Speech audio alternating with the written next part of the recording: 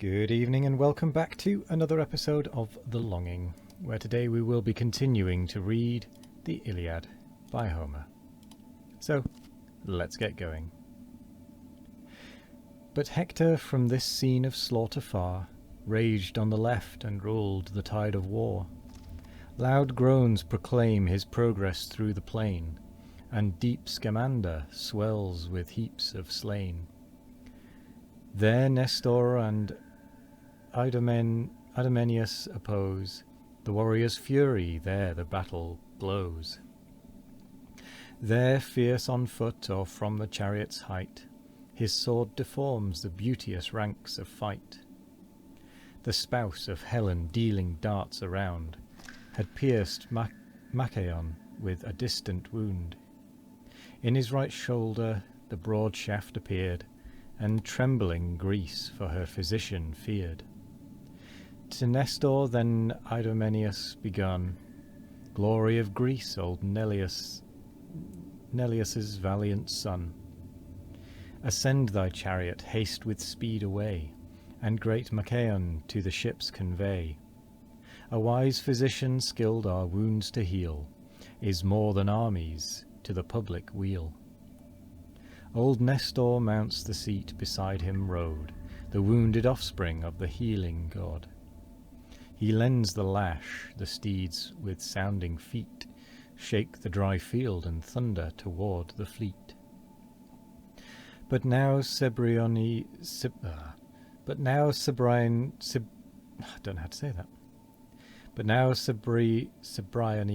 from Hector's car surveyed the various fortune of the war.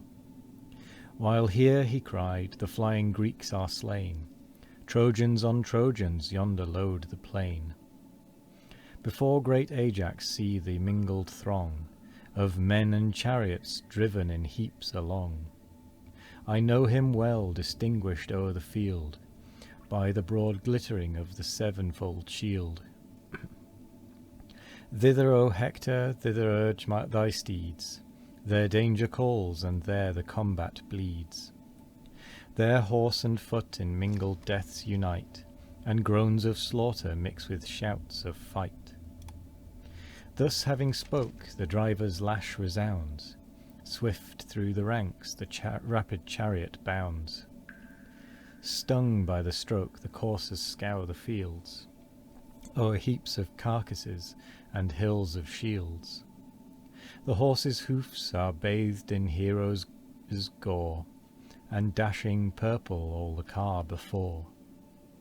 The groaning axle sable drops distills, and mangled carnage clogs the rapid wheels. Here Hector, plunging through the thickest fight, broke the dark phalanx and let in the light. By the long lance, the sword, or ponderous stone, the ranks he scattered, and the troops o'erthrown. Ajax he shuns through all the dire debate, and fears that arm whose force he felt so late. But partial Jove, espousing Hector's part, shot heaven-bred horror through the Grecian's heart. Confused, unnerved, in Hector's presence grown, amazed he stood with terrors not his own. O'er his broad back his moony shield he threw, and glaring round by tardy steps withdrew. Thus the grim lion his retreat maintains, beset with watchful dogs and shouting swains. Repulsed by numbers from the nightly stalls, though rage impels him and though hunger calls. Long stands the showering darts and missile fires, then sourly slow the indignant beast retires. So turned stern Ajax by whole hosts repelled, while his swollen heart at every step rebelled. As the slow beast with heavy strength endued, in some wide field by troops of boys pursued, though round his sides a wooden tempest rain crops the tall harvest and lays waste the plain.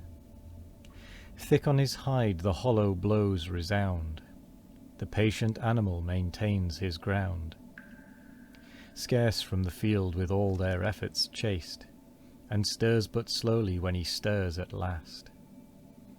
On Ajax thus the weight of Trojans hung, the strokes redoubled on his buckler rung. Confiding now in bulky strength he stands, now turns and backward bears the yielding bands. Now stiff recedes, yet hardly seems to fly, and threats his followers with retorted eye. Fixed as the bar between two warring powers, while hissing darts descend in iron showers.